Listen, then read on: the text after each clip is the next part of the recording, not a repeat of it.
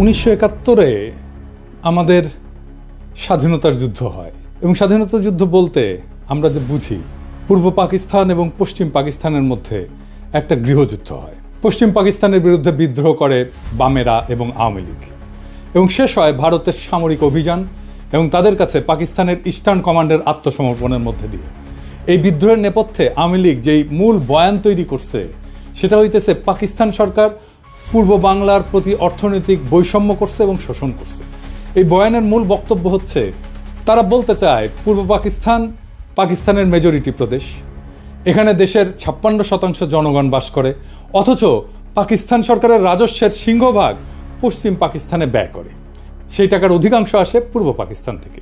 পূর্ব পাকিস্তানে কামানো এই টাকা দিয়ে পশ্চিম পাকিস্তানের শাসক গোষ্ঠী নিজেদের এলাকার ব্যাপক উন্নয়ন করে।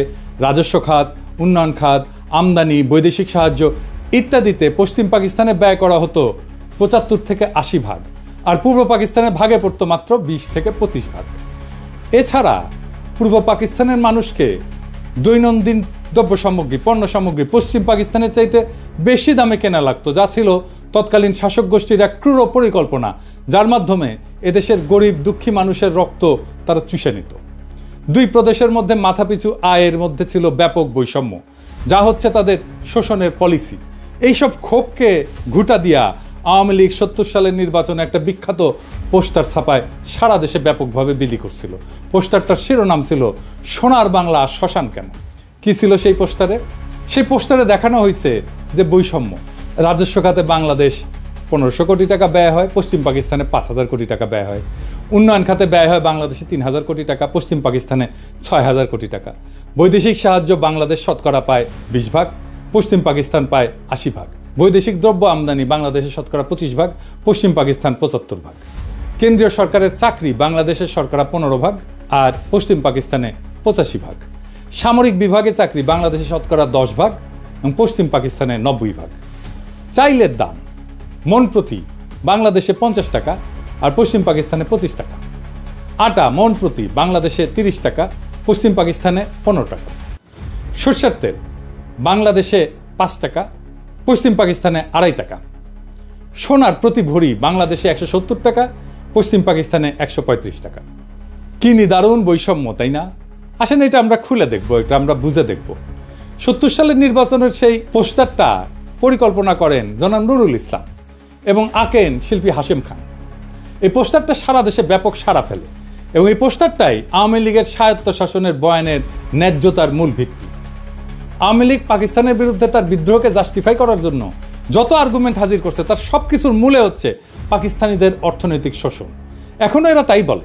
প্রাইমারি স্কুলের পাঠ্যপুস্তকের মধ্যেও এই পোস্টারটাকে ঢুকানো হয়েছিল এবং প্রায় সকলের মনেই ছোটবেলা থেকেই এইরকম একটা বদ্ধমূল ধারণা যে পাকিস্তান 23 বছরে অর্থনৈতিক প্রবঞ্চনা বাঙালিদেরকে বাধ্য করছে মুজিবের 6 দফা আন্দোলনকে সমর্থন করতে। সেই 6 দফা ছিল বাঙালি জাতির মুক্তির সনদ। 6 দফার ভিতরে 3টা দফাই ছিল পাকিস্তান থেকে পূর্ব বাংলাকে অর্থনৈতিকভাবে বিচ্ছিন্ন করার দফা। 70-এর নির্বাচনে নিরঙ্কুশ সংখ্যাগরিষ্ঠতা অর্জন করে আওয়ামী লীগ এবং তার ফলশ্রুতি সবার জানা। 60-এর দশকের শেষ দিকে পূর্ব বাংলার পত্রপত্রিকা ঘাটলেও এই অর্থনৈতিক শোষণ এবং বৈষম্যের বয়ানটাই মূল থিম হিসেবে লক্ষ্য করা যায়। যে কোনো বাংলাদেশিকে যদি আজকে জিজ্ঞেস করা হয় যে পাকিস্তানের বিরুদ্ধে বিদ্রোহ করার প্রধান যৌক্তিকতা কি, সে উত্তর দেয় পাকিস্তানিদের অর্থনৈতিক শোষণ। এর মানে আওয়ামী লীগের তৈরি করা বয়ান একদম শেকড় গেড়ে বসছে এদেশের বুকে। কারণ আওয়ামী লীগ যে ভুয়া অর্থনৈতিক বয়ান তৈরিতে পারদর্শী তাই প্রজন্মকে চোখে আঙুল দিয়ে দেখায় দেওয়া লাগবে না। বিগত 15 বছরে আমাদের সবার একদম চোখের সামনে আওয়ামী লীগ পরিসংখ্যান নিয়ে ভয়ঙ্কর কারচুপি করে মহা উন্নয়নের এক বয়ান তৈরি করছে, যেখানে বাস্তবতা হচ্ছে দেশের সব ব্যাংক এবং আর্থিক খাতকে লুটপাট করে নিঃশেষ করে ফেলা। কিছুদিন আগে বাণিজ্য উপদেষ্টা বলছে যে সব মিথ্যা পরিসংখ্যান দেওয়া হতো জিডিপি সহ। এটা এমন না যে এখন বলা হচ্ছে, হাসিনার আমলেও পত্রিকা মিথ্যা পরিসংখ্যান নিয়ে লিখত। জিয়া হাসান একটা বই লিখছিল উন্নয়ন বিভ্রম নামে, কিভাবে মিথ্যা পরিসংখ্যান দিয়ে উন্নয়নের বয়ান তৈরি করা হতো। তাহলে সেই আওয়ামী লীগ 50 বছর আগের ঘটনাকে নিয়ে কি রকম কারচুপি করছে সেটা সহজে অনুমান করা যায়। আমরা অনুমান করব না, আমরা তথ্য দিয়ে দেখব। আমরা আজকে আওয়ামী লীগের এই বয়ানকে তৎকালীন বাস্তবতার আলোকে পরীক্ষা করে দেখব যে এই অভিশপ্ত দলটা সেখানেও কি রকম কারচুপি করছিল। তৎকালীন পাকিস্তানের আর্কাইভ ঘেঁটে আমরা যাবতীয় প্রাসঙ্গিক ডকুমেন্ট জোগাড় করছি এবং বলাই বাহুল্য আওয়ামী লীগ এবং তাদের পোষা অর্থনীতিবিদরা নুরুল ইসলাম, রেহমান সোবহান ভয়াবহ জালিয়াতি করছে এই পোস্টার তৈরি করতে এবং ম্যানিফেস্টো তৈরি করতে। সেই নিয়ে বিস্তারিত আলোচনার আগে এদের আসল চরিত্র এবং এদের উদ্দেশ্য সম্পর্কে একটু আলোকপাত করা দরকার। মেজর ডালিমের একটা বই, যা দেখেছি, যা বুঝেছি, যা করেছি, ওইখান থেকে বলতেছি। ভারতে থাকতে উনি বলতেছেন বিভিন্ন মহলে তখন ভবিষ্যৎ বাংলাদেশের রাষ্ট্রনীতি, অর্থনীতি, প্রশাসন প্রভৃতি বিষয়ে আলোচনার ঝড় বয়ে যাচ্ছে। একদিন এক সামাজিক অনুষ্ঠানে সরকারের এক অর্থনৈতিক উপদেষ্টা বললেন, স্বাধীন বাংলাদেশের ইকোনমিক ভায়াবিলিটি তেমন একটা নাই, মানে এটা অর্থনৈতিকভাবে এটা সফল হবে না। তার এই ধরনের বক্তব্যে অবাক করেছিল অনেককেই। প্রশ্ন করা হয়েছিল, স্বাধীন বাংলাদেশের ইকোনমিক ভায়াবিলিটি যদি নাই থাকে তবে আপনারা 6 দফা প্রণয়ন করে জনগণকে উস্কে দিয়েছিলেন কেন? কেন বলেছিলেন পাকিস্তানের শোষণের হাত থেকে পূর্ব পাকিস্তানকে স্বাধীন করতে পারলেই সোনার বাংলা কায়েম হবে? তাহলে কি আপনাদের এই সমস্ত প্রচারণা ছিল মিথ্যে? জনগণকে ধোঁকা দিয়ে পাকিস্তানকে শুধুমাত্র দ্বিখণ্ডিত করার এক কূটকৌশল মাত্র? এই সমস্ত মৌলিক প্রশ্নের জবাব উক্ত বিশারদ সেদিন দিতে পারেননি। অত্যন্ত বিব্রতকর অবস্থায় কেটে পড়ে নিজেকে বাঁচিয়েছিলেন বিড়ম্বনার হাত থেকে। ঠিক একইভাবে আরেকদিন এক ঘরোয়া পরিবেশে কিছু বাঙালি জনাব ডিপি ধরকে ভবিষ্যৎ স্বাধীন বাংলাদেশের অর্থনীতি, শিল্পনীতি কি ধরনের হওয়া উচিত জানতে চাইলে তিনি জবাব দিয়েছিলেন ইংরেজিতে। কিন্তু বাংলায় এটা বোঝা যায় যে তোমাদের এসব নিয়ে কথাবার্তা বলার দরকার নাই, তুমি শুধু ফসল ফলাও, ধান ফলাও, বাকিগুলো আমরা দেখব। এই ধরনের কথা থেকে পরিষ্কার বোঝা যায় যে বাংলাদেশকে ভারতের অর্থনৈতিক বাজার এবং পশ্চাৎভূমিতে পরিণত করার ষড়যন্ত্র ছিল ভারতীয় আধিপত্যবাদী নীল নকশার অন্তর্ভুক্ত। শুধু কি তাই, বাংলাদেশের অর্থনীতিকে সম্পূর্ণভাবে বাংলাদেশের উপরে ভারতীয় নিয়ন্ত্রণ নিশ্চিত করার খায়েশটাও পরিষ্কারভাবে ধরা পড়েছিল জনাব ধরের বক্তব্যে। এই হচ্ছে বাঙালির মুক্তির সনদ প্রণেতাদের দৃষ্টিভঙ্গি, যারা নিজেরাই স্বাধীন বাংলাদেশে বিশ্বাস করত না, যারা সর্বদা ভারতকেই তাদের তীর্থভূমি হিসেবে কল্পনা করেছে আজীবন। গোলাম আজমের বই জীবনে যা দেখলাম, এখান থেকে একটা অংশ আমি পড়ে শোনাই। উনি 69 সালে আইয়ুব খানের সাথে সমস্ত রাজনৈতিক দলের গোলটেবিল বৈঠকে অংশ নেওয়ার পর পশ্চিম পাকিস্তান থেকে পূর্ব পাকিস্তানে ফিরতেছিলেন। তখন প্লেনে এক ব্যক্তির সাথে ওনার কথা হয়। একজন 6 দফা প্রণেতার দাবি, গোলটেবিল বৈঠক ব্যর্থ পরিণতির পর থেকে করাচি থেকে ঢাকা ফিরে আসার পথে বিমানে এক ভদ্রলোকের অত্যন্ত আগ্রহ ও উৎসাহ নিয়ে আমার সাথে হাত মিলালেন। আমি তাকে চিনলাম না। আমার পাশের আসনে বসা ভদ্রলোক অনুরোধ করে তার আসনে নিয়ে বসালেন এবং তিনি এসে আমার পাশে বসলেন। আমি বিস্মিত হয়ে তার পরিচয় জানতে চাইলাম। ধারণা করেছিলাম আদর্শিক দিক থেকে নিকটবর্তী হবেন, তাই আমার সাথে ঘনিষ্ঠ আলাপ করতে চান। অচিরেই টের পেলাম যে তিনি সম্পূর্ণ বিরোধী ক্যাম্পের লোক। গোলটেবিল বৈঠক ব্যর্থ হওয়ার পরে যারা বিজয়ীর গৌরব বোধ করছেন, তিনি তাদেরই একজন। পরাজিত প্রতিপক্ষের একজন প্রতিনিধিকে পেয়ে তিনি বিজয় উৎসবের অংশ হিসেবে ভ্রান্ত পথ ত্যাগ করার উপদেশ দিতে চেয়েছেন। পরিচয় নিয়ে জানলাম তিনি একজন সিএসপি উচ্চ কর্মকর্তা, ইসলামাবাদে কর্মরত আছেন, ছুটিতে দেশের বাড়িতে যাচ্ছেন। নাম ডক্টর আব্দুস সাত্তার। আমাকে তিনি খুব ভালো করেই চিনেন বলে জানলেন। যারা রাজনীতি করেন তারা লেখাপড়ার চর্চা কমই করেন, আমি এর ব্যতিক্রম বলে আমাকে শ্রদ্ধা করেন বলেও উল্লেখ করলেন। আমার সাথে আলোচনার সুযোগ পেয়ে তিনি খুবই খুশি হয়েছেন বলেও জানিয়েছিলেন। এভাবে কতক সৌজন্যমূলক কথা বলে তিনি বক্তব্য শুরু করলেন। আপনারা 6 দফাকে সঠিকভাবে বিবেচনা করলেন না, এটাকে শেখ মুজিবের হঠকারী রাজনৈতিক প্রস্তাব মনে করে হয়তো এটার যথার্থ মূল্যায়ন করতে পারেননি। এটা শেখ মুজিবের মাধ্যমে পেশ করা হয়েছে বটে, কিন্তু এর প্রণেতা 18 জন পিএইচডি, এর মধ্যে বিভিন্ন বিশ্ববিদ্যালয়ের প্রফেসর এবং সরকারি বেসরকারি উচ্চপদস্থ ব্যক্তিত্ব রয়েছেন। এটা অত্যন্ত সুচিন্তিত এবং সুপরিকল্পিত ফর্মুলা, যা 8 কোটি বাঙালির ভাগ্যের দ্রুত পরিবর্তন করবে। আমি জিজ্ঞেস করলাম, ওই 18 জন পিএইচডির মধ্যে আপনি নিশ্চয়ই অন্যতম? তিনি জোশের সাথে দাবি করলেন যে তিনিও এই সংগঠকদের একজন। আমি জানতে চাইলাম, এই 18 জনের সবাই কি বাঙালি? তিনি আরও উৎসাহের সাথে বললেন যে তারা সবাই বাঙালি জাতীয়তার বিশ্বাসী। আমি জিজ্ঞেস করলাম যে আপনারা নিশ্চয়ই সুদূর প্রসারী পরিকল্পনার ভিত্তিতে এই 6 দফা প্রণয়ন করেছেন। উক্ত পরিকল্পনায় কি পূর্ব এবং পশ্চিম পাকিস্তানকে একটা রাষ্ট্র হিসেবে গড়ে তোলার চিন্তা রয়েছে? তিনি খুবই খোলা মনে জবাব দিলেন, আপনারা জনগণের ময়দানে কাজ করেন, আমরা তাদের সাথে কাজ করছি যারা দেশ চালাচ্ছে। পাঞ্জাবিরা আমাদের দাবিয়ে রাখতে চায়, তাদের থেকে আলাদা না হয়ে আমরা উন্নতি করতে পারবো না। আমাদের 2 অঞ্চলের মাঝখানে ভারত, এ অবস্থায় এক রাষ্ট্রের অন্তর্ভুক্ত থাকা অস্বাভাবিক। আমি বললাম, আমরা সংখ্যাগরিষ্ঠ, দেশ গণতন্ত্রের পথে এগুচ্ছে, আমরা কেন্দ্রীয় প্রাধান্য বিস্তার করব, আমরা কেন আলাদা হওয়ার কথা চিন্তা করব? তারা আলাদা হতে চাইলে দেখা যাবে। এর জবাবে তিনি এমন কথা বললেন যা শুনে আমি চমকে গেলাম। তিনি বললেন, বাঙালি জাতি হিসাবে আমাদেরকে চিন্তা করতে হবে 47 সালে বাঙালি জাতিকে বিভক্ত করায় আমরা জাতি হিসেবে দুর্বল হয়ে গেছি।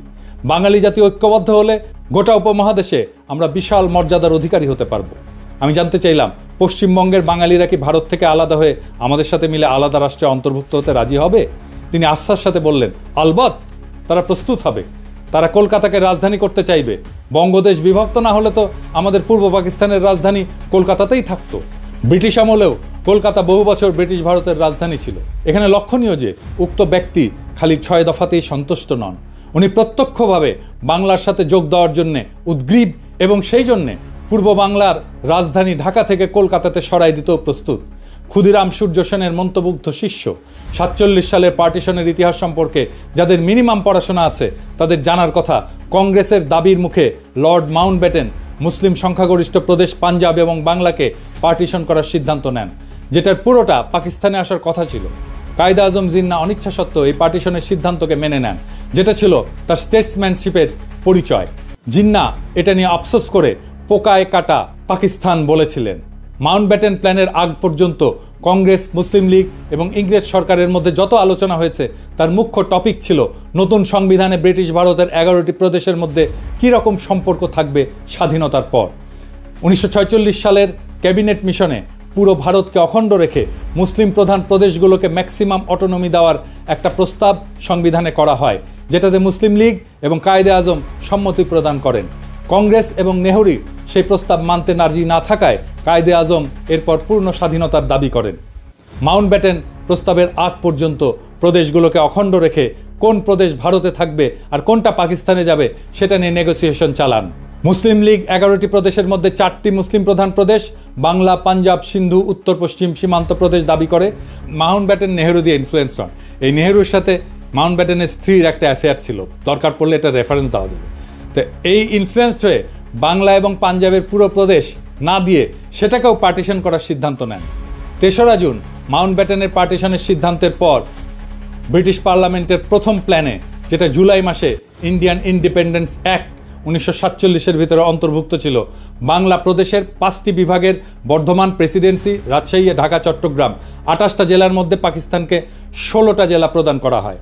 বর্ধমান বিভাগকে সম্পূর্ণ ভারতে, ঢাকা এবং চট্টগ্রাম বিভাগকে পার্বত্য চট্টগ্রাম ডিস্ট্রিক্ট বাদে, পার্বত্য চট্টগ্রাম পরে অন্তর্ভুক্ত হয়েছে, সম্পূর্ণ পাকিস্তানকে প্রদান করা হয়। প্রেসিডেন্সি বিভাগের 6টি জেলার মধ্যে পাকিস্তানকে 3টা, যশোর, মুর্শিদাবাদ, নদিয়া এবং ভারতকে 3টা জেলা, কলকাতা, 24 পরগনা, খুলনা প্রদান করা হয়।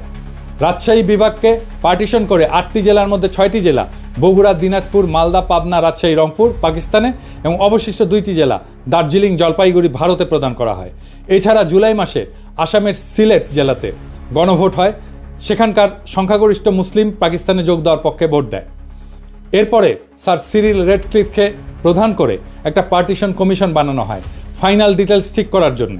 স্যার রেডক্লিফ ইন্ডিয়ান ইন্ডিপেন্ডেন্স অ্যাক্টের প্ল্যানে অদল বদল করেন। প্রথমত উনি মুর্শিদাবাদ, নদিয়া এবং মালদা জেলাকে ভারতে প্রদান করেন, পাকিস্তানকে ভারত থেকে খুলনা নিয়ে প্রদান করেন, এছাড়া পাকিস্তানকে পার্বত্য চট্টগ্রাম জেলা প্রদান করেন। খালি এতটুকু করেই ক্ষান্ত হন নাই, উনি এরপরে পার্টিশনের ইউনিটকে জেলা থেকে থানা পর্যায়ে নামায় আনেন। অর্থাৎ খালি মুসলিম সংখ্যাগরিষ্ঠ জেলার মধ্যে যেসব থানা মুসলিম সংখ্যাগরিষ্ঠ সেগুলোকেই পাকিস্তানের ভাগে পড়ে, প্রদেশ থেকে ইউনিট একেবারে থানাতে নামায় আনছে। এর ফলে রেডক্লিফ সাহেবের জলপাইগুড়ি এবং দিনাজপুর জেলাকে পার্টিশন করে মুসলিম প্রধান থানাকে পাকিস্তানে দেন। মালদা, মুর্শিদাবাদ পুরোটাই ভারতে থাকে মুসলিম সংখ্যাগরিষ্ঠ হওয়া সত্ত্বেও। নদিয়াকে পার্টিশন করে কুষ্টিয়া, চুয়াডাঙ্গা অঞ্চল পাকিস্তানে এবং যশোরকে পার্টিশন করে বনগা পর্যন্ত ভারতকে দেওয়া হয়। 24 পরগনা জেলা পুরোটাই ভারতে থাকে। এরপরও উনি ক্ষান্ত হন না, উনি সিলেটের 35টি থানার মধ্যে 6টি থানা কেটে করিমগঞ্জ সহ সেটা ভারতকে প্রদান করেন। এই রেডক্লিফ অ্যাওয়ার্ড দেশ স্বাধীন হওয়ার 1-2 দিন পর প্রকাশ করা হয়। রেডক্লিফ পাঞ্জাবেও ঘুটু করছে, মাউন্টব্যাটেনের চাপে পড়ে, সেটা অন্য কাহিনী, এর সাথে কাশ্মীর জড়িত। রেডক্লিফ রিভারের রেলেভেন্ট অংশ আপনি এখানে পাবেন, আমি সবগুলোই ডেসক্রিপশনে দিয়ে দিচ্ছি।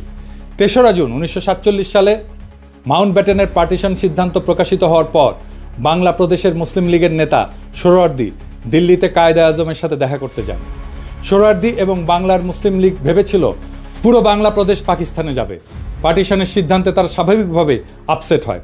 সোহরাওয়ার্দী এবং আবুল হাসিম মানে বদরুদ্দিন ওমরের বাবা জিন্নার কাছে অনুমতি চায়, যদি জিন্না রাজি থাকে তখন তারা বাংলা কংগ্রেসের নেতাদের সাথে আলোচনা করে 2 পক্ষ মিলে একটা প্রপোজাল দেবে যাতে পুরো বাংলা প্রদেশ এক থেকে ভারত এবং পাকিস্তান থেকে আলাদা হয়ে 3য় একটা দেশ তৈরি করে আসামের সাথে মিলে। জিন্না তার সম্মতি প্রদান করেন। এই প্রস্তাবে বাংলা কংগ্রেসের নেতা শরৎ বসু, সুভাষ বোসের দাদা, এবং শর্মিলা বোসের ঠাকুরদা, যিনি এই বইটা লিখছিলেন, ওনারা নিমরাজি থাকলেও কেন্দ্রীয় কংগ্রেসের নেতা নেহেরু এবং সর্দার প্যাটেল যখন জানতে পারে, তারা শরৎ বোসকে বিশাল ঝাড়ি মারে, তাতে শরৎ বোস ওই প্রস্তাব থেকে সরে আসে। এছাড়া বাংলার হিন্দু মহাসভার নেতা শ্যামাপ্রসাদ মুখার্জি এই প্রস্তাব শোনার পর বিশাল জনসভা ডেকে এই প্রস্তাবের বিরোধিতা করার জন্য। তারা কোনো মতেই হিন্দুস্তান থেকে আলাদা হতে রাজি না। এইসব শোডাউন কাজে দেয় এবং এখানেই অখণ্ড বাংলার প্রস্তাবের ইতি ঘটে। ইতিহাস এখানে প্রমাণ করে 1947 সালে বাংলা ভাগের জন্য কংগ্রেস এবং হিন্দু মহাসভা দায়ী। স্বাভাবিকভাবেই তারা পুরো বাংলাকে ভারতের অংশ হিসেবে চেয়েছিল, মুসলিম লীগ পুরো বাংলাকে পাকিস্তানের অংশ হিসেবে চেয়েছিল। কিন্তু পার্টিশনের সিদ্ধান্ত শোনার পর মুসলিম লীগ অখণ্ড বাংলা রাখতে রাজি ছিল। যদি বাংলা আসাম মিলে তৃতীয় আর একটা দেশ হয়, কংগ্রেস এবং মহাসভা সেটার চাইতে খণ্ডিত বাংলাকেই ভারতের অংশ হিসেবে প্রেফার করে। তৎকালীন বাংলার মুখ্যমন্ত্রী সোহরাওয়ার্দী শেষে একটা প্রস্তাব দেয় যে অন্তত রাজধানী কলকাতা 6 মাস পর পাক ভারতের যৌথ কন্ট্রোলে থাকুক, যাতে প্রশাসনিক ব্যবস্থা অর্গানাইজভাবে ট্রান্সফার করা যায়। সর্দার প্যাটেলের উত্তরে বলেন, নট ইভেন ফর 6 days। কাজেই পশ্চিম বাংলার হিন্দুরা হিন্দুস্তানের থেকে আলাদা হয়ে পূর্ব বাংলার মুসলিমদের সাথে ইউনিয়ন করে থাকবে, আর ভারতও এটা মেনে নিয়ে বিনা যুদ্ধে এত বড় মেদিনী ছেড়ে দেবে। মানে দুর্যোধন বলছিল মহাভারতের, বিনা যুদ্ধে নাহি দেব সুচক্র মেদিনী, একটা সূচের আগায় যতটুকু ভূমি থাকে ওইটাও যুদ্ধ ছাড়া দেব না, ওটাই ভারতের পলিসি। তাই এটা একটা আকাশ কুসুম কল্পনা। আওয়ামী লীগের নেতাদের এসব ইতিহাস খুব ভালো করে জানার কথা, কারণ তারা মুসলিম লীগের কর্মী ছিল 47 সালে। এরপর এইসব 6 দফা প্রণেতারা মানুষকে মূলা দেখাইছে যে তারা পশ্চিম বাংলার সাথে ইউনিয়ন করবে। এটা ছিল আওয়ামী লীগের একটা ভয়ঙ্কর প্রতারণা। 1971 সালের 7 দফা চুক্তির ইতিহাস নতুন প্রজন্ম ইতিমধ্যে জেনে ফেলছে। সর্বশেষে এই পোস্টারের প্রণেতা অর্থনীতিবিদ নুরুল ইসলাম যে কত স্থূল একজন ব্যক্তি ছিল তার একটা সামান্য উদাহরণ দেই। 2016 সালে বাংলাদেশ প্রতিদিন পত্রিকায় পোস্টারটার শিল্পী হাশেম খান একটা প্রবন্ধ লেখেন। সেখানে উনি পোস্টার তৈরির ইতিহাস বর্ণনা করেন।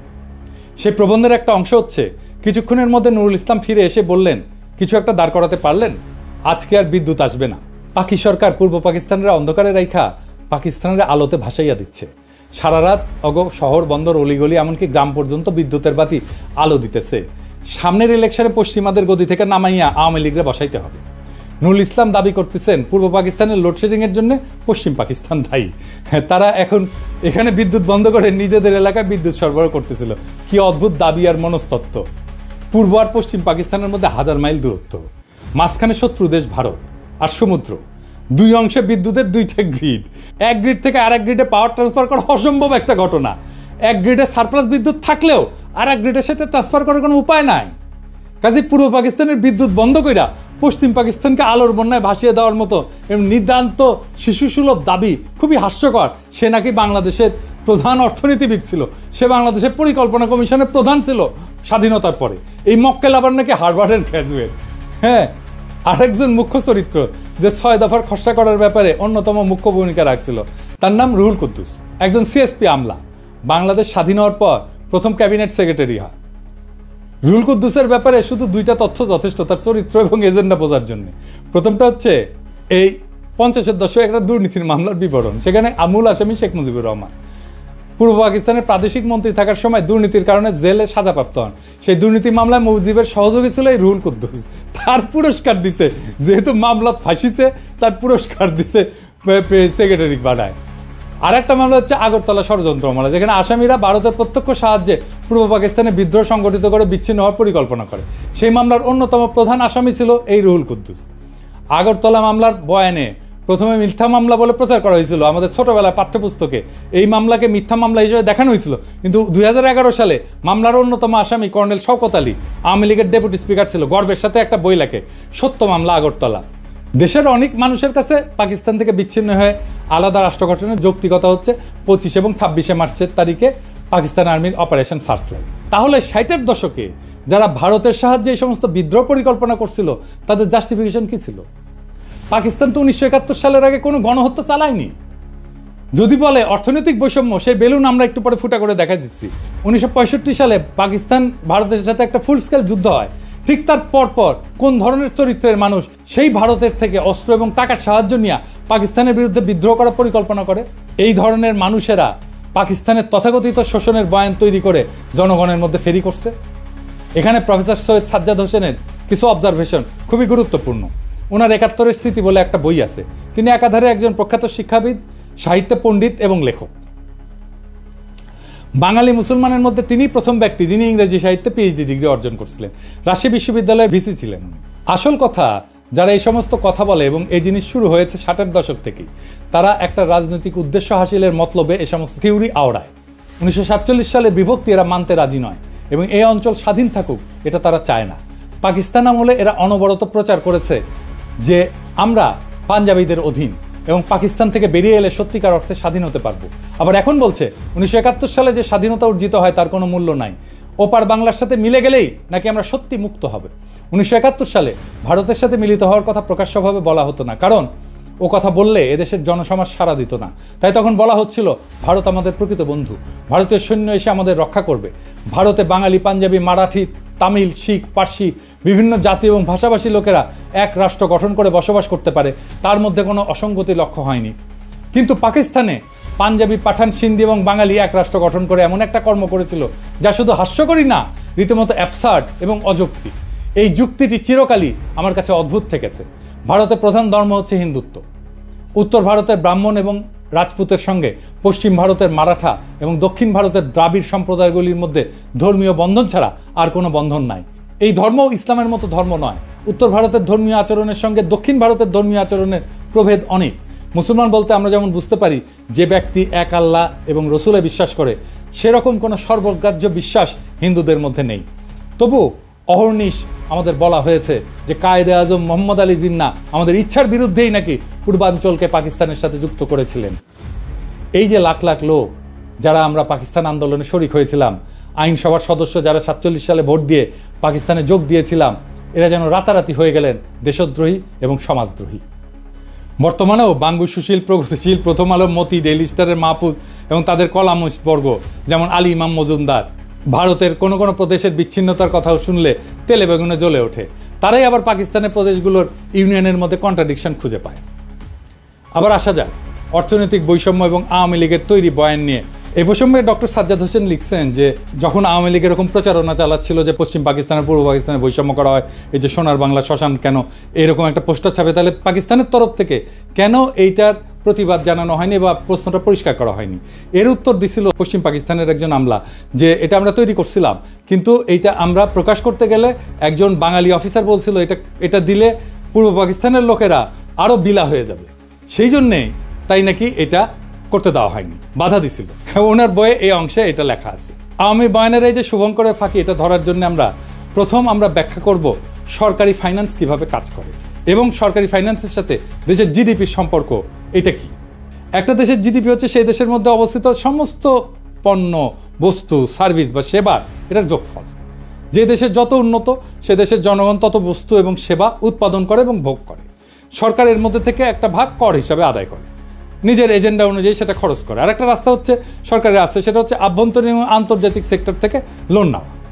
এই লোনের ইনস্টলমেন্ট পরে সরকারকে করের টাকা থেকে শোধ করতে হয়। ফাইনাল একটা রাস্তা আছে সরকারের কাছে, সেটা হচ্ছে আভ্যন্তরীণ যে কোনো বিল পরিশোধের জন্য টাকা ছাপানো। কিন্তু এর ফলে মুদ্রার মান ইনফ্লেশন হয়, আমরা জানি মুদ্রাস্ফীতি হয়। ইনফ্লেশন এক ধরনের ট্যাক্স কিন্তু, যার মাধ্যমে সরকার দেশের জিডিপির একটা অংশ নিজের পকেটস্থ করে। এই করের জন্য পার্লামেন্ট অথবা আইনসভার কোনো বিল পাস করানো লাগে না। সরকারের বাজেটে দুই ধরনের বাজেট থাকে, একটা বাজেট রাজস্ব খাত আর একটা বাজেট উন্নয়ন খাত। করের টাকা দিয়ে সরকার প্রশাসন, প্রতিরক্ষা, বিদ্যমান স্থাপনার ভরণ পোষণ, আগের ঋণের সুদ পরিশোধ এবং অন্যান্য খরচ চালায়। এটা রাজস্ব খাত বা অপারেটিং এক্সপেন্ডিচার। এরপরে কিছু সারপ্লাস থাকলে সেটা প্লাস সরকার দেশি বিদেশি সেক্টর থেকে ঋণ নিয়ে বিভিন্ন মন্ত্রণালয়ের অধীনে উন্নয়নমূলক প্রজেক্ট গ্রহণ করে।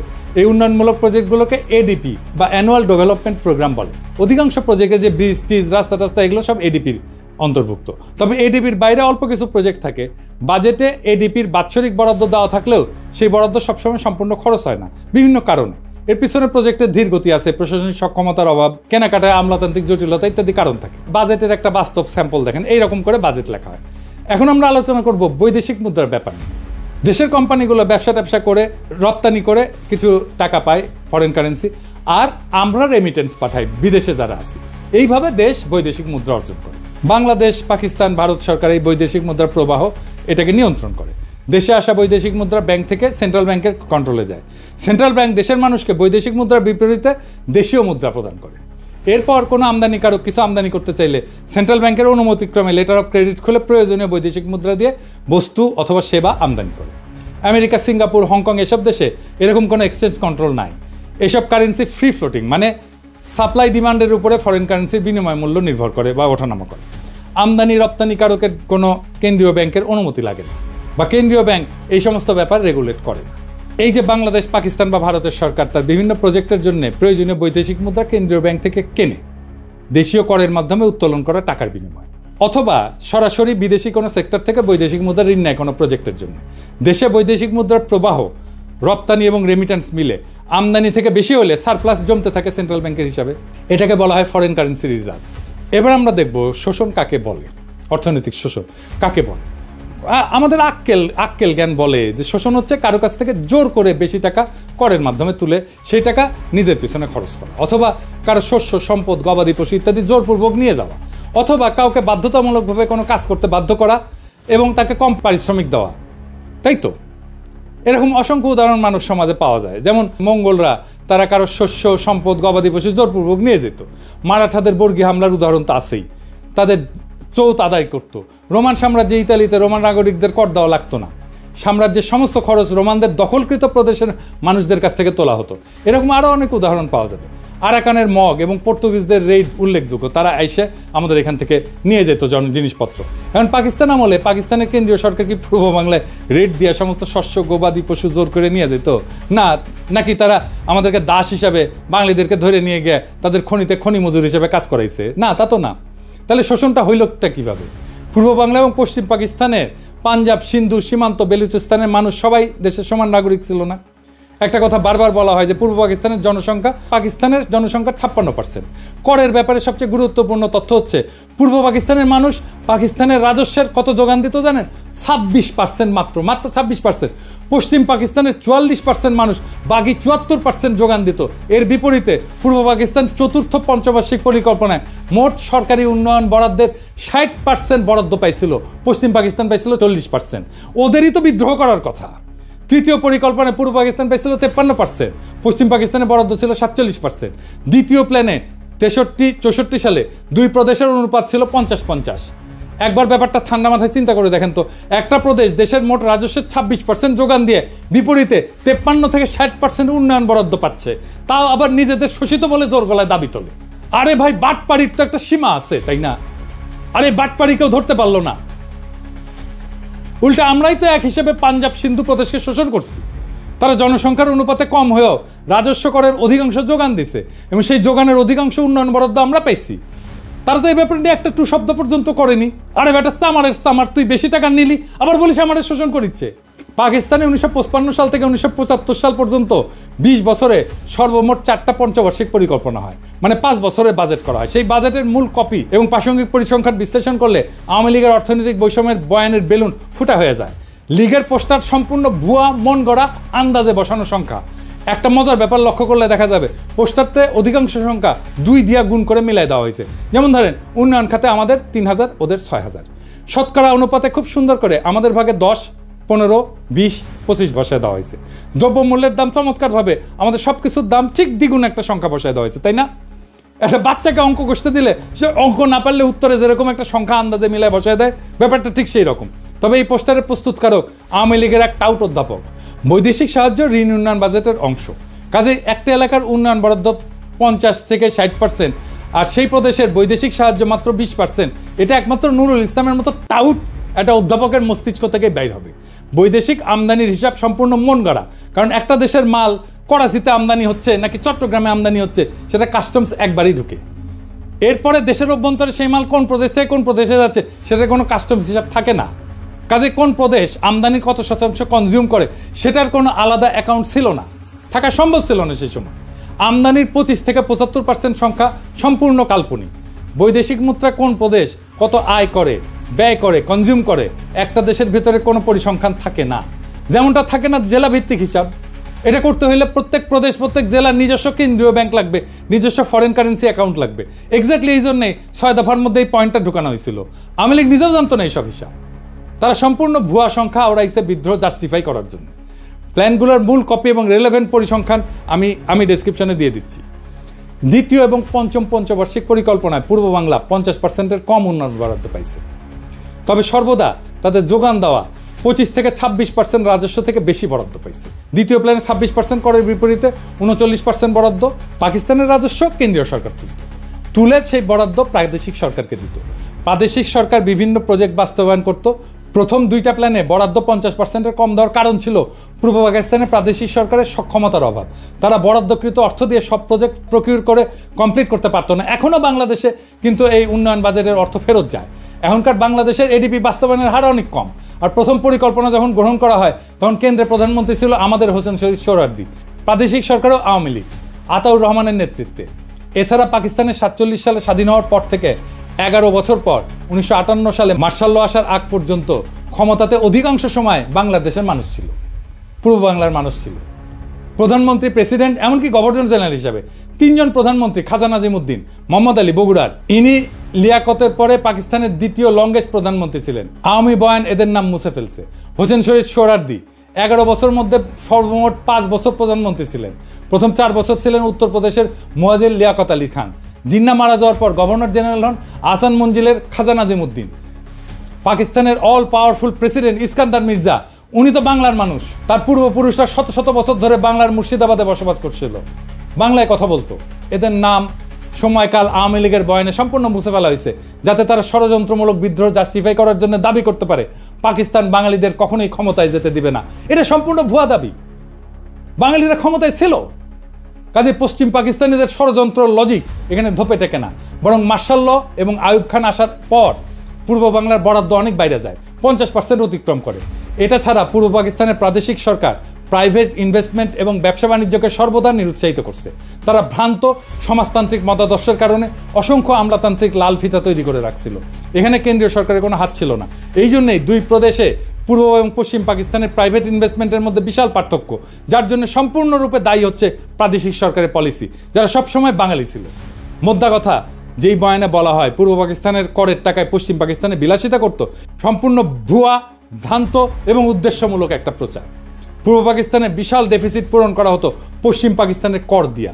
আর একটা পয়েন্ট যেটা 6 দফাতে অন্তর্ভুক্ত ছিল, এক প্রদেশ থেকে আরেক প্রদেশে মূলধন পাচার বন্ধ করতে হবে, কারণ নাকি বাংলার মূলধনে লাহোর আর করাচি গড়ে উঠছে। বাস্তব ঘটনা সম্পূর্ণ 180 ডিগ্রি উল্টা। পূর্ব বাংলার ডেফিসিট রাজ্য ছিল, এরা 26% কর দিয়ে 55% বরাদ্দ পেত, সর্বনিম্ন বরাদ্দ পেয়েছে 39%। বাস্তবে সিন্ধু পাঞ্জাবের মূলধনে পূর্ব বাংলার উন্নয়নে ব্যয় করা হয়েছে, কিন্তু তারা একবারও এটা নিয়ে আপত্তি তোলে নাই যে কেন তাদের করের টাকা দিয়ে পূর্ব বাংলাকে পালন করা হচ্ছে। আমরাই চোরের মায়ের বড় গলার মতো চিল্লাইছি। এই চার্টের দ্বিতীয় এবং তৃতীয় প্ল্যানে সরকারি খরচের হিসাব ইমপ্লিমেন্টেড, অ্যালোকেটেড না। তৃতীয় প্ল্যানে পূর্ব পাকিস্তানে অ্যালোকেটেড ছিল 16,000 মিলিয়ন রুপি, পশ্চিমে ছিল 14,000 মিলিয়ন রুপি। ইয়াহিয়া খান চতুর্থ প্ল্যানে পূর্ব পাকিস্তানের এত হাউকাউ দেখে পূর্ব পাকিস্তানের বরাদ্দ এক ধাক্কায় দ্বিগুণ করে মোট সরকারি বরাদ্দের 60% করে দেন। এইবারে আসেন মাথাপিছু আয়ের পরিসংখ্যান নিয়ে কথা বলি। আর একটা অভিযোগ তোলা হয়তো দুই অংশের মাথাপিছু আয়ের মধ্যে বৈষম্য ছিল। একটা দেশে বিভিন্ন জেলার মানুষের গড় আয়ের মধ্যে পার্থক্য থাকতেই পারে। বাংলাদেশে বিভিন্ন বিভাগের গড় আয় বিভিন্ন রকম, এর মধ্যে শোষণের কি আছে? তার উপরে পূর্ব পাকিস্তানের প্রাদেশিক সরকার প্রাইভেট সেক্টরকে লাল ফিতা দিয়ে আটকানোর ফলে স্বাভাবিকভাবে গড় আয় সিন্ধু পাঞ্জাবের থেকে কম হবে। এরপরেও পূর্ব পাকিস্তানের গড় আয় সীমান্ত প্রদেশ এবং বেলুচিস্তান থেকে বেশি ছিল। আইয়ুব খান, ইয়াহিয়া খান তো সীমান্ত প্রদেশের মানুষ ছিলেন। তারা কি তাহলে তাদের নিজেদের এলাকা শোষণ করে পূর্ব বাংলাকে তুলনামূলকভাবে বেশি মাথাপিছু আয়ের বরাদ্দ করে দিছিল? আরও বড় কথা, পূর্ব পাকিস্তানের গড় আয় ভারতের গড় আয়ের থেকে বেশি ছিল। যেই পূর্ব বাংলাকে লক্ষ্য করে 47-এর দেশভাগের সময় ইংরেজ গভর্নর স্যার ফ্রেডেরিক ব্যারেজ বলেছিল এটা হবে পৃথিবীর সবচেয়ে বড় চাষাদের বস্তি, রুরাল স্লাম। সেই পূর্ব বাংলা 20 বছরে ভারতের গড় আয়কে ছাড়ায় যায়। শিল্পায়নের দিক থেকে পশ্চিম বাংলার জুট মিলের সংখ্যাকে ক্রস করে। 47 সালে যেখানে পূর্ব বাংলায় একটা পাটকল ছিল না, 20 বছরে সেখানে 70টা জুট মিল হয়। যে পাঞ্জাবিদেরকে শোষক হিসেবে দেখানো হয়, তাদের নিজেদের গড় আয় সিন্ধুর থেকে কম ছিল। তাহলে কি বাঙ্গুলজিকে সিন্ধুই পাঞ্জাবিদেরকে শোষণ করতেছিল? এসব শুনলে তো ঘোড়া হাসবে। ভারত এবং যুক্তরাষ্ট্র বিভিন্ন রাজ্যে মাথাপিছু আয় বিভিন্ন রকম। ভারতের মহারাষ্ট্রের সাথে পশ্চিমবঙ্গের বিশাল পার্থক্য। পাঙ্গু সুশীলরা ভারতের কোনো উদাহরণকে কি শোষণ বলবে? মাইকেল মধুসূদন দত্ত একটা প্রহসন লিখছিল, একেই কি বলে সভ্যতা? বেঁচে থেকে এই সমস্ত ঘটনার ডিটেলস জানলে লিখতেন, একেই কি বলে শোষণ? ভারতের গড় আয় নানা প্রদেশে নানা রকম। একই কথা বলা হয় বিভিন্ন প্রদেশের মধ্যে বিভিন্ন গ্রোথ রেটের পার্থক্য। আমেরিকার বিভিন্ন রাজ্যের মধ্যে বিভিন্ন গ্রোথ রেট, ভারতের বিভিন্ন রাজ্যের মধ্যে বিভিন্ন গ্রোথ রেট, কিন্তু কোনো বয়ানে এসবকে শোষণ বলা হয় না। পাকিস্তানের ক্ষেত্রে সবাই লাফায় ওঠে, একদম শোষণের লেকচার মারা শুরু করে কেন? আর একটা বিষয় আছে, সেটা হচ্ছে কস্ট অফ লিভিংয়ের তারতম্য। পোস্টারে যে কস্ট অফ লিভিং দেখা হয়েছে, আশা করি এতক্ষণে সবাই বুঝছেন সেটা সম্পূর্ণ ভুয়া আন্দাজে বসানো সংখ্যা। এখানে আরও দুইটা কথা যোগ করি। একটা দেশের বিভিন্ন শহর গ্রাম জীবনযাত্রার খরচ ভিন্ন। ঢাকাতেও জীবনযাত্রার খরচ মাগুরার একটা গ্রামের থেকে অনেক বেশি। তাহলে কি বাঙ্গুলজিকে মাগুরার গ্রাম ঢাকাকে শোষণ করতেছে? বিশ্বের সব দেশেই শহর গ্রাম বিভিন্ন এলাকার জীবনযাত্রার খরচ ভিন্ন ভিন্ন। উন্নত শহরে খরচ বেশি হয়, যেমন নিউ ইয়র্ক সিটিতে খরচ অত্যন্ত ব্যয়বহুল, সেখানে ওহিওর একটা ছোট শহরে সে খরচ অনেক কম। তাহলে কি সবাই নিউ ইয়র্ক সিটিকে শোষণ করতেছে? এই হচ্ছে আওয়ামী লীগের তৈরি করা পাকিস্তানের অর্থনৈতিক শোষণের বয়ানের আসল রূপ। এটা দেখাই দেওয়া উচিত ছিল, কিন্তু তার অর্থ এই না যে আমরা বলবো আমাদের 1971-এর স্বাধীনতার যুদ্ধ করা ভুল হয়েছে। কিন্তু ভুল তথ্য দিয়া ভুল বুঝায় তো একটা জাতিকে চিরজীবন অন্ধ রাখা যায় না। 25শে মার্চের গণহত্যা একটা টার্নিং পয়েন্ট। ওই অবস্থা কিভাবে তৈরি হয়েছিল সেটা আরেকদিন আলাপ হবে। সেই অন্ধকার ইতিহাস শুনলে আপনি শিউরে উঠবেন যে কি ভয়ানক পরিকল্পনা করে এমন একটা সম্ভাবনার দিকে ঠেলে দেওয়া হয়েছিল একটা পুরো জাতিকে। সেই ইতিহাস আরেকদিন। বাংলাদেশের ইতিহাস শুধু বিজয়ের গল্প না, বরং সত্য আর মিথ্যার একটা দীর্ঘ সংগ্রাম। 1971 সালের মুক্তিযুদ্ধ আমাদের জাতির সত্তার ভিত্তি গড়ে দিছে, তবে এর প্রত্যেকটা দিক সঠিকভাবে বোঝা জরুরি। পাকিস্তানের শোষণ, বৈষম্যের বয়ান, রাজনৈতিক চক্রান্ত এবং বহির্বিশ্বের ভূমিকা, এসব প্রশ্নের নতুন বিশ্লেষণ দরকার, নতুন বয়ান দরকার, নতুন ইতিহাসবোধ দরকার। যেই জাতি ইতিহাসকে প্রশ্ন করতে শেখে, সেই জাতি ভবিষ্যৎকে রচনা করতে পারে। ভুল তথ্যের ভিত্তিতে জাতীয় চেতনার বিকৃতি ঘটে, আর সেখান থেকেই জন্ম নেয় দুর্বল শাসন, দুর্নীতি এবং প্রহসনের উন্নয়নের বয়ান। আজকে বাংলাদেশ যদি সত্যিকার অর্থে স্বাধীনতার চেতনাকে ধারণ করতে চায়, তবে তাকে নিরপেক্ষভাবে অতীতের ঘটনাগুলো পর্যালোচনা করতে হবে। সত্যের অনুসন্ধান শুধু ইতিহাসের প্রয়োজনে নয়, বরং ভবিষ্যতের জন্য অপরিহার্য। জাতি হিসেবে আমাদের দায়িত্ব হলো ইতিহাসের প্রকৃত সত্যকে জানা, যাতে মিথ্যার বুনিয়াদ ভেঙে আমরা একটা উন্নত, স্বনির্ভর এবং শক্তিশালী বাংলাদেশ গড়তে পারি। আসুন আমরা ইতিহাসকে প্রশ্ন করতে শিখি, কারণ সঠিক প্রশ্নই আমাদের সঠিক ভবিষ্যতের দিকে এগিয়ে নিয়ে যাবে। ইনকিলাব জিন্দাবাদ।